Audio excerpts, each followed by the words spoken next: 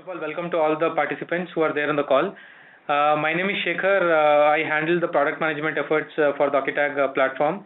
And with me, I have two experts from the iOS and the Android community. One is Pradeep, who would be mostly covering the Android integration, and I have with me Rohit, who would be covering the iOS and the Windows Phone integration today in this webinar.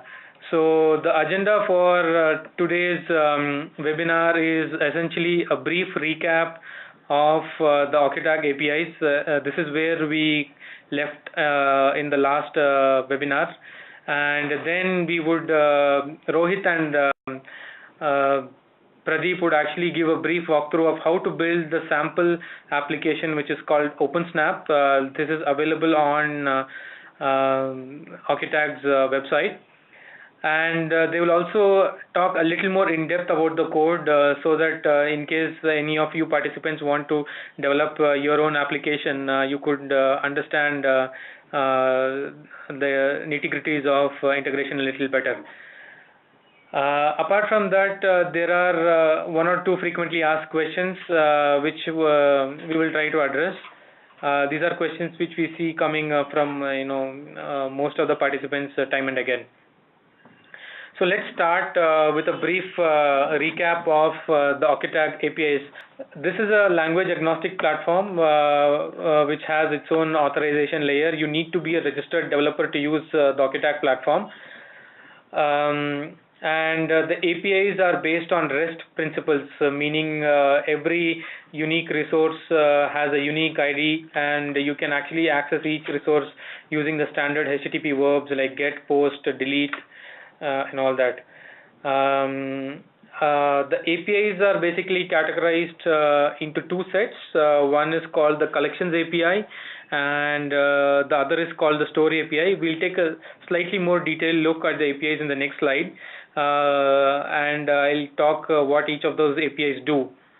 And the other thing that I would like to emphasize is that Okitag has its own authentication and authorization mechanism, which is called Okitag Authorization and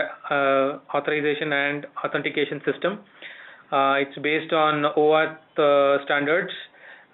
Essentially, what this means is that only registered developers, people who have registered on the Okitag portal, have access to these APIs. And as you might have noticed, each registered developer has an developer credential and a developer shared secret. And you also need to register each of your applications on the Okitag portal, and each application has its own set of credentials in terms of an identifier and a shared secret. And every request that is made to the Okitag platform needs an authorization header, without which it would be denied access to any of those services that we provide. I have briefly captured how the authorization header looks. You can see that there is a client ID, there is an access ID, there is a signature, and all of these have to be generated from the application identifier, the credentials, the developer credentials, which includes both the identifier and the shared secret, and all of them have to be encoded before you can send it to before you can access our APIs. So that's a brief about a quick look at the Okitag APIs. Now getting a little more detailed on what the APIs actually look like. As I mentioned, there is a Collections API and there is a Store API. The Collections API actually gives you access to your collections. As we mentioned in the previous webinar, a collection is actually your database of images. This is where you put your images. Tell Okitag that these are the images you want to be recognized, and whenever your users snap at those images, Okitag tells you what those images were. So access to collections is provided by two APIs. One API just gives you the list of all the collections that you have created on Okitag platform against your developer ID. You can see that it's a simple GET request get api.okitac.com/collections. So that's what the first API does. Basically fetches you all the collections that you have created. And the second request is probably the most used and the most looked forward to API, which is actually the image match API. This is the API that you would be calling once your users snap at images out there in the world. This image match API takes an image, compares it against the list of compares it against the database of images that you have created in your collections, and then tells you what exact image that was. So the response for this method is actually a label. Label is just a unique string that identifies an image, and the request is a post request where you also need to pass the collection name in the URL. So this is the request that is the core of the Okitac platform. So this completes the collection API set. The other set is the store APIs. There's only one API here which actually fetches the metadata associated with any image. Essentially, when users snap at your image, you probably want to redirect them to any particular link, or you want to redirect them to any particular YouTube link, or you want them to place a call or send an SMS. These are features you would have noticed in the authoring page in the Okitac website. So these are the metadata that are actually associated with a particular image. It could be, as I mentioned, a link. It could be a YouTube link, a LinkedIn profile, or information about calling a person or sending an SMS. So you need to pass the label of a particular image in this post request to get back the metadata of that particular image. So this is what the API does. Now what we would actually see is we would do a brief walkthrough. We would see, first we would see how to build the code, the OpenSnap application in the iOS platform, and this would mainly be covered by Rohit, and Pradeep will then handle building the application for the Android platform, and before finally Rohit comes back and shows you how to build it on the Windows platform. So these are the three things that we have planned today. Before that, I would like to recap again what we did in the last webinar on where to access the sample code. So you need to log into okitac.com with your registered ID, and all the information is available in the API tab. Once you log in, you can get access to the developer APIs, the request and the response format in detail, and also more information on the authorization and etc. You would also find sample code when you click on the sample code link.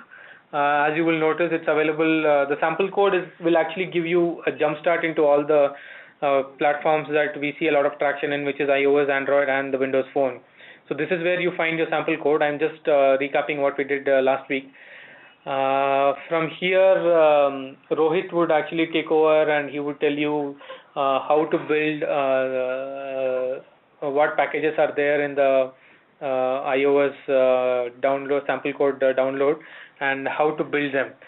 So just a brief 10-second break before Rohit takes over.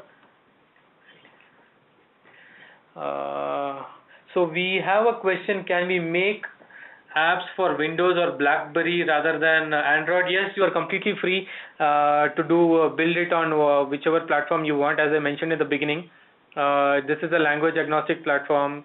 As long as your mobile devices can make a HTTP request and access our web services, you are good to go. So let me transfer the control to Rohit.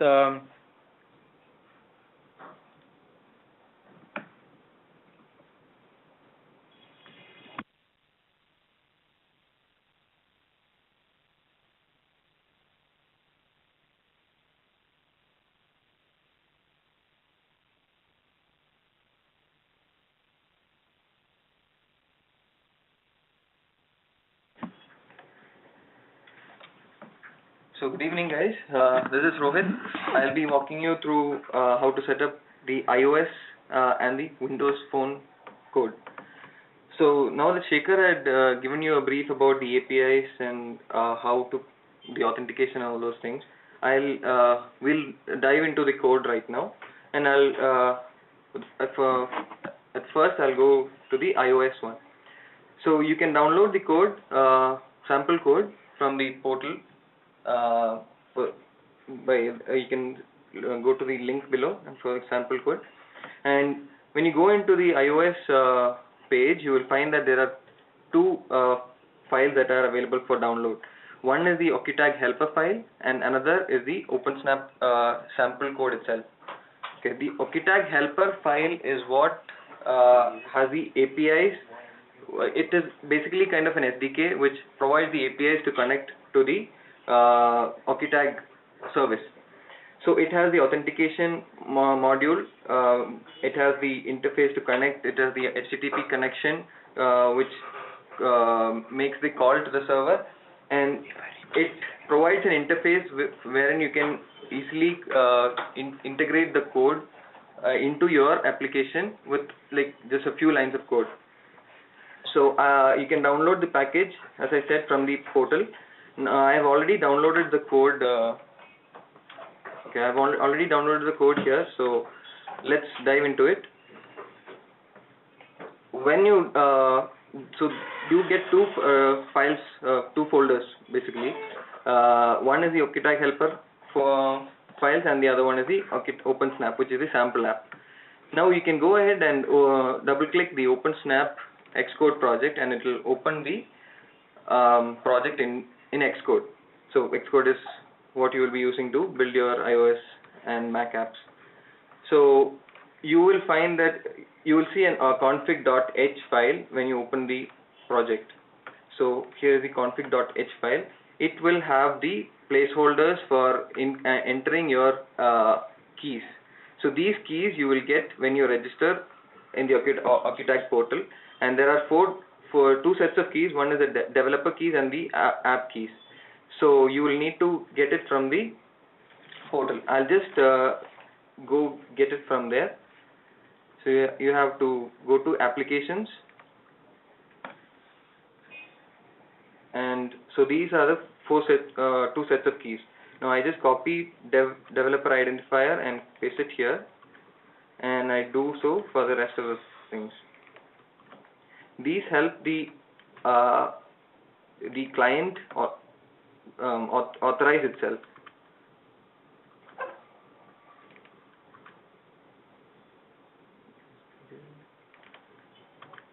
Okay, now that we have the config file set up, we'll just add the helper files onto the this project. So right click on the project name and click on add files to OpenSnap.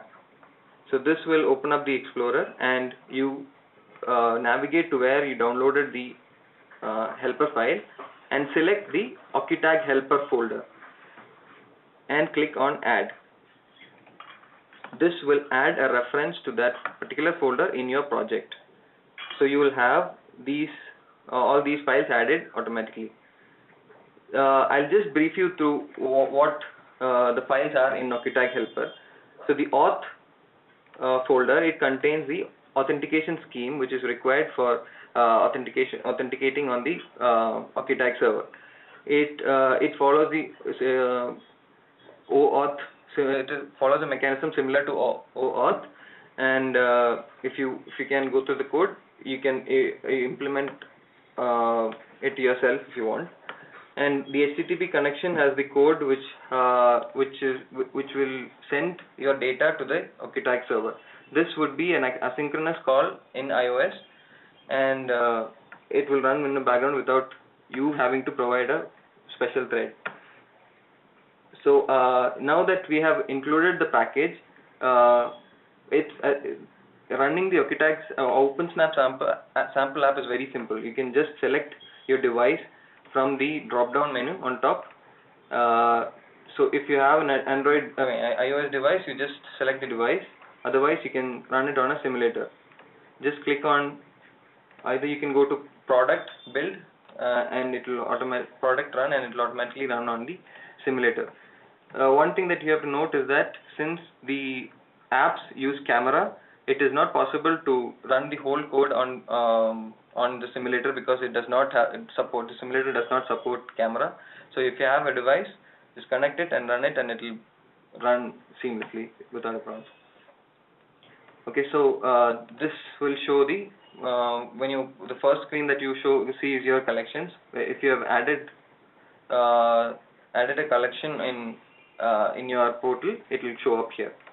And clicking on OpenSnap will open the camera. Since the camera is not installed, it will open a library, photo library. You can select on any photo there. Now I have indexed this photo.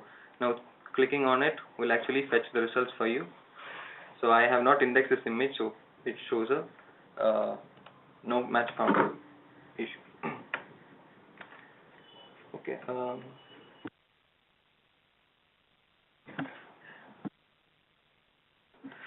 Okay, so now thanks Rohit for covering the iOS development.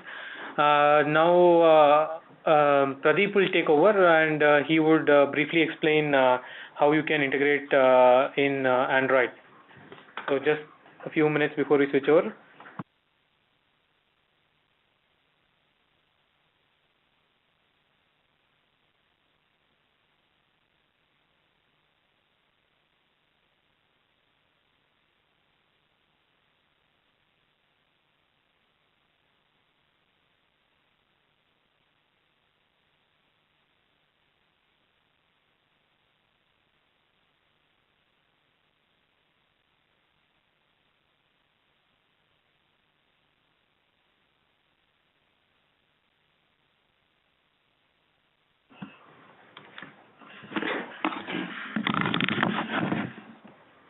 So hello everyone, I'm Pradeep. So I'll be just briefing you basically how to build a OpenSnap application. So as Rohit has already covered that how you can download the zip files from the Occutech website. So for Android, the procedure remains the same. So I'm just showing you that you have to go to this for Android link. In that link, you can find that a link where you can download that Occutech helper package. You have to just click on this link, and there will be a zip file which will be downloaded, and then there is a link for downloading the OpenSnap application. So with this, you can directly if you click on this, it will download the OpenSnap application package. Now once you download the zip files, you just unzip those, and then for ease, I have right now copied the unzip files into a folder called demo. So what I have to do here is, this is a workspace which I have created for demonstration. So I have to go to File, I have to do an import. So if you do an import, you will find a place for importing the existing Android code into workspace also. But don't use this. Use a general one, because I have found many times there will be issues if you use that Android importing thing.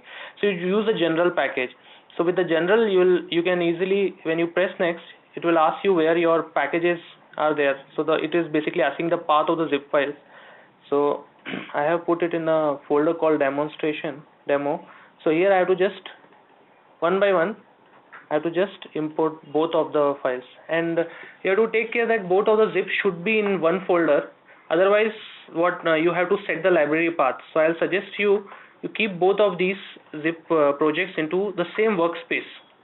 Now you will see sometimes you may find this error which says the require compiler compliance is 5.0 or 6.0. So it's very simple.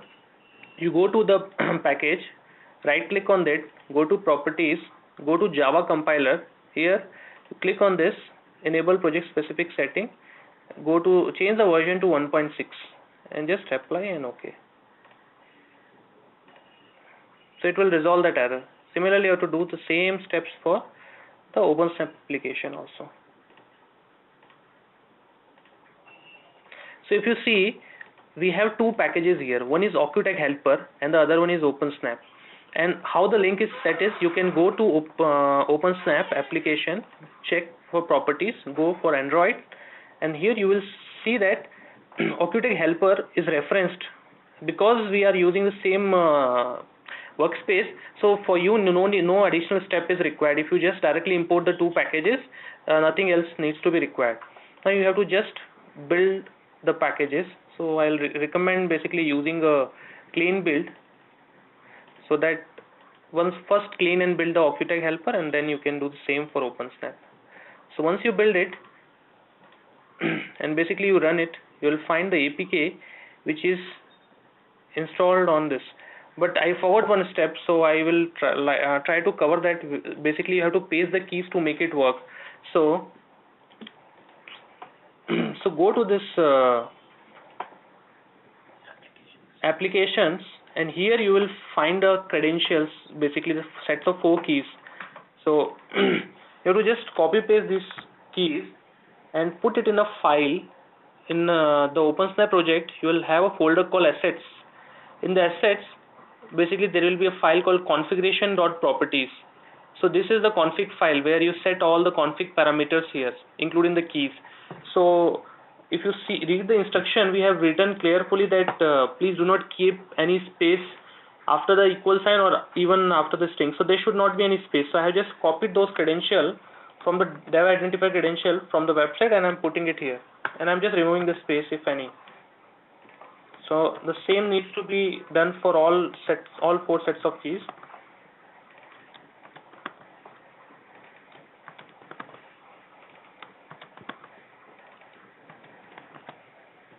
So once this is done, then you can simply clean and build the project, and you will find if you have a device, you can run it in the bin folder. There will be a APK which will be generated, and then you can simply install that on a device and check. Now I'll just want to tell you some of the modules which are there in Occutech helper. So the difference between OpenSnap and Occutech helper is, Occutech helper is a kind of library which helps you to make connection with our server and to use our server APIs without you implementing the whole logic of the Occutech authorization scheme. So this is just a zip file which you have to use, and you can build any of using this zip file you can directly establish a connection with our server. So basically, if you see this, there are 4 files which are there. Basically, there are 4 classes.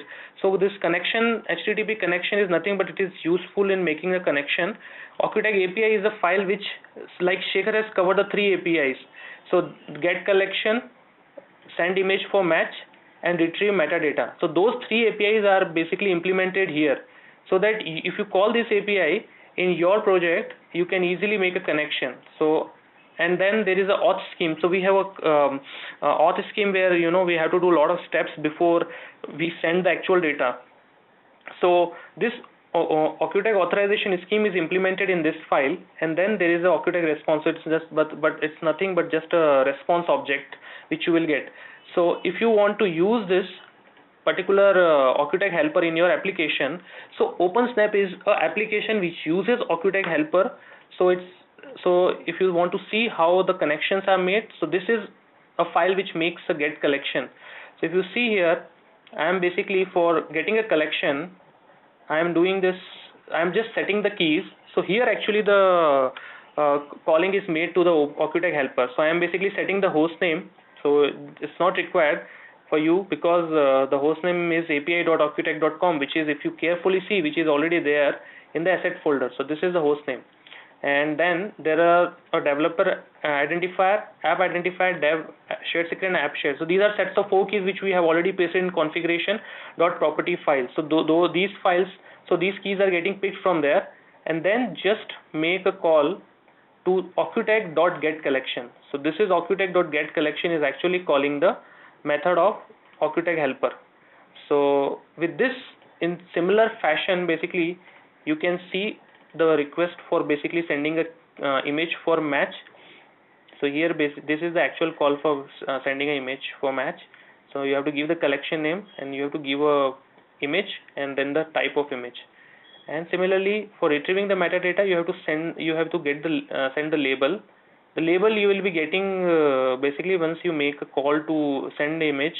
When you make a call to when you make a send image call, in return you will be getting a label which will be a string. So that label you have to pass along with the name of the collection. So so in this way you can also build your own app. So that's all about Android SDK. Any specific question? I think, okay, thanks Pradeep. I think let's move on to the Windows Phone integration. So let me transfer the control to Rohit.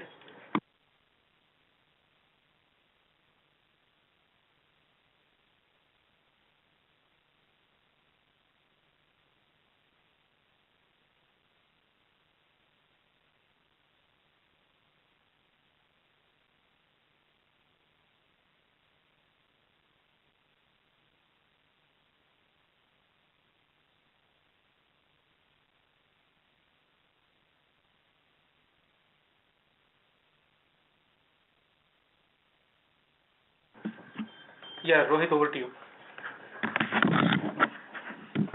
Hello guys. So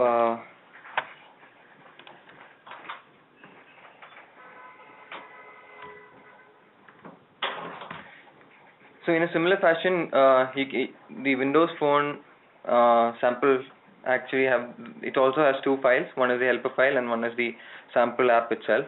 You can download the two packages from the portal, and so you will have these two files. One is the OkTag helper and the OkTag snap OpenSnap file. So in order to run the OpenSnap on Windows device, you'll need to have the Visual Studio for Windows Phone installed, and you can double click on the solution file which is inside the OpenSnap folder. You can double click the OpenSnap.sln file, and it will open up that project in Visual Studio. So the first thing that you have to do is you have to import the library file, which is the OkTag helper file.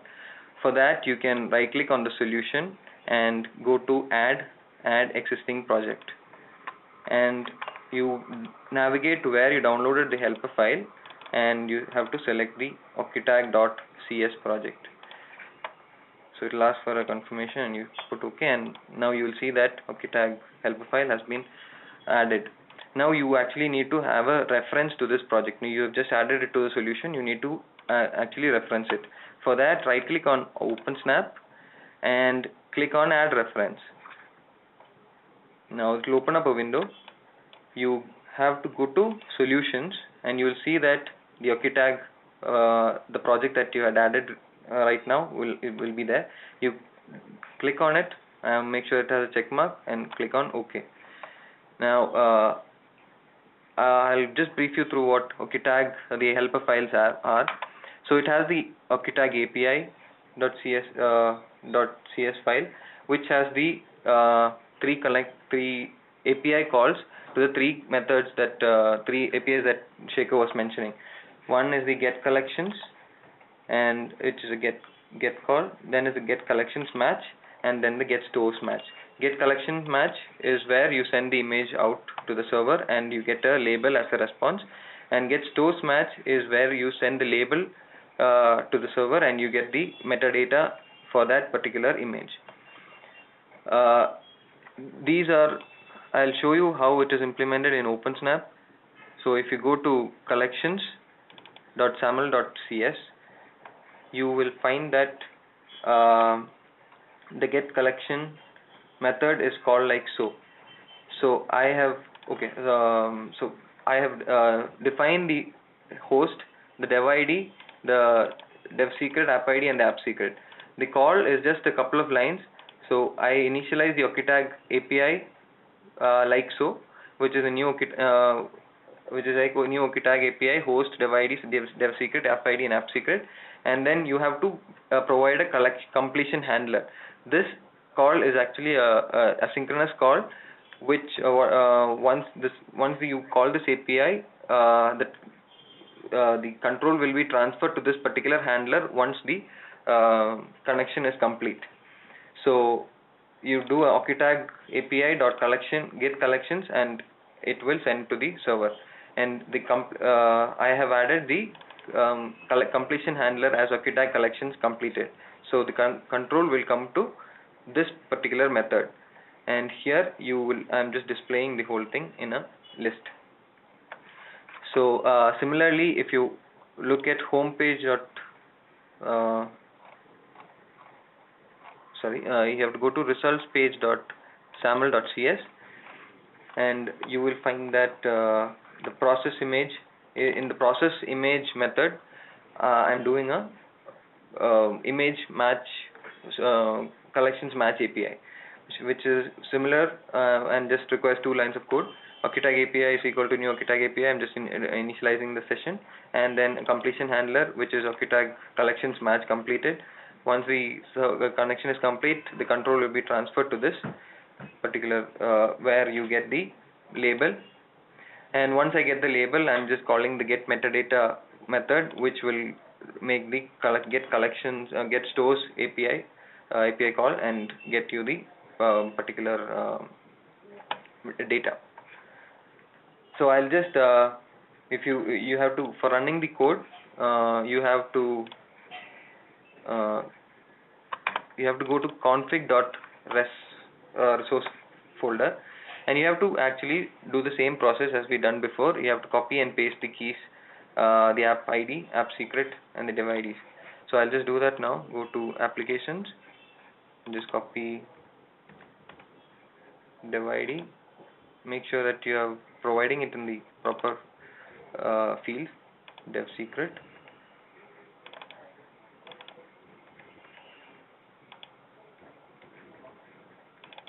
Please make sure that there are no white spaces before or after. Okay, now once you have entered all the credentials, you have to select whatever is the device that you want to run. If you have a device, if you have a developer unlocked Windows Phone, you can connect it and it will show up here. If you don't have a Windows Phone, you can run it on an emulator. As always, the camera does not work on the emulator, so we'll just run it. It will take some time, but it will show up on the emulator, Windows Phone emulator.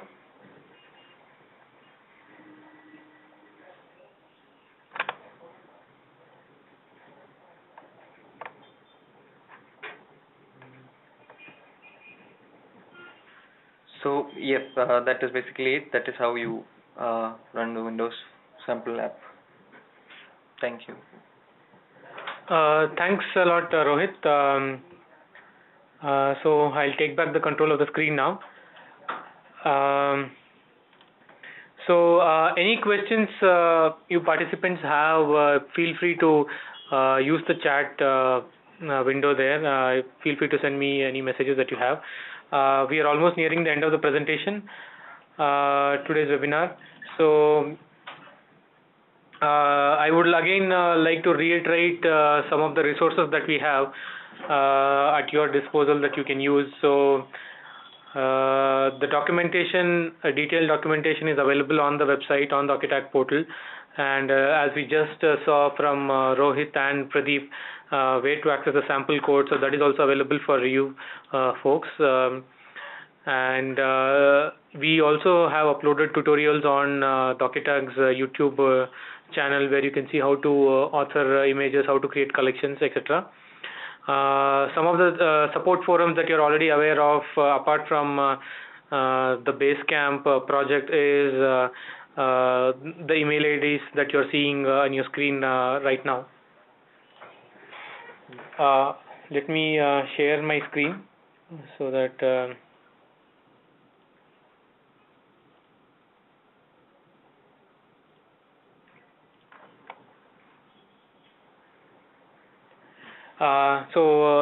these are the support email aliases that are at your disposal. For process-related questions, I would encourage you to use info@occutagchallenge.com. For any other technical questions on OccuTag, you have 2 email addresses. One is tech@occutagchallenge and support@occutagchallenge.com. I'm also available on my phone and through this email address, which I've already shared with you folks. So you can feel free to drop me any queries that you have. Moving on to the last section that we have today is some of the frequently asked questions that I keep hearing from most of the participants. I keep getting asked is there any limit on accessing the OkayTag services? Typically, we have a limit of 10 images and 100 image recognition requests that are allowed for developers on OkayTag platform. But for all you participants, we have increased those limits, given that you need to build your applications and test them in a short span of a month and a half. So we have increased the limits for you. So you could upload up to 1,000 images, and you could make up to 25,000 image recognition requests in the next month as you keep developing and testing your applications. Please note that there are also restrictions on the kind of images that you can upload. We do not encourage images that are less than 400 pixels in size.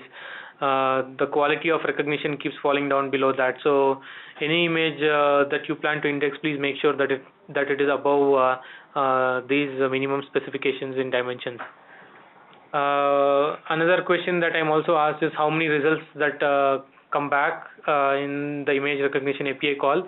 The OkayTag API is designed to respond with the best match for the image that has been sent. So only one image would be sent back in the response in the image API request. That's all I had for today. So in case you have any questions, we would be available for another 2 or 3 minutes. Feel free to type them out here, and we'll try to address them for you.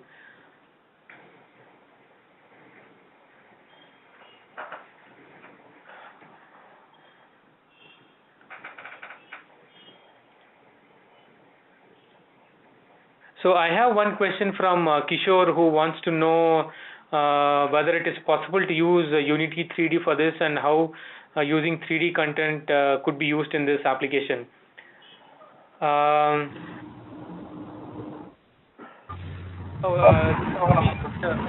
is a lot of noise coming. I just want to update all of you that all of us have been unmuted. So if you have any questions, you can just speak out. Let me answer Kishore's question first on Unity 3D. Kishore, basically there is no native support for Unity 3D if you want to readily use 3D modeling and all that stuff. What you can do is Unity 3D, basically as you would have seen, OkayTag is at its core an image recognition platform. So if you want to have an experience where your users are snapping at, let's say, a particular toy, and then you are having some kind of a 3D modeling on top of that image, you could use OkayTag for recognizing that toy, and after that you could use Unity 3D libraries for generating your 3D objects. So Unity 3D natively provides I believe an object called www that you can use for making HTTP requests. You could probably use that for accessing OkayTag APIs, and then once you see the response, on top of that you could build your own 3D modeling objects. Basically, can I talk now? Yeah, you can talk now. All of us are audible right now. Yeah, Shekhar, actually, basically the thing is, I'll be taking a snapshot actually. So of a plan or whatever, image. That's it. I'm not going to take any 3D toy or whatever. I'll be taking a snapshot of a brochure, and I'll be rendering my 3D content on top of that. That's what I'm using. Sure. Yeah. So that is possible. Yeah, that is possible. So you could still do it in Unity 3D. I mean, all you need to do is whatever is you see on your brochure, you probably need to take a good quality snap of it and then upload it on OkayTag, so that when your app is available to your end users, and when they snap on it, OkayTag tells you what that particular image is. You probably have 10 or 20 images, and you could still use Unity 3D, yes. Oh, so I have to upload all my 3D content to the OkayTag server then. Right. Along with the images. Yes. Okay.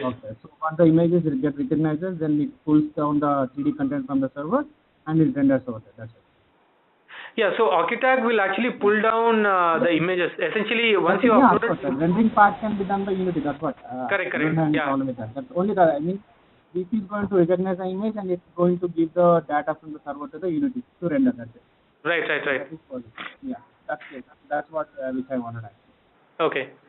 Yeah, let us test it out. Then if I have any issues, then I'll get back to you guys. And thanks for everything actually. So all these webinars and all, awesome. Hello. Yeah. So Tariq, I see that you have a question on Android 8. Yeah. Can you please explain a little bit on what the problem is? Well, I just followed the procedure that was shown in the presentation, but it is giving me the error unable to resolve target Android 8. I think I have to upgrade my API. Is that it? So basically, do you have your SDK? Android SDK is having that API level 8? No, it is. No, I don't think so. Yeah, so you can do it and actually. It will do it, right? Yeah. So we actually, okay, so one point which I want to emphasize is we support 8 and above. Means Android version Froyo and above. So your SDK, if it has version 8, then this app basically will work. You'll not get this error. I'll download the API level 8. No problem. Yes. Yes. You should have anything above 8 basically. If your SDK is below 8, then there might be problem. Yeah, I'll download the higher version. Yes. So any last minute questions before we close?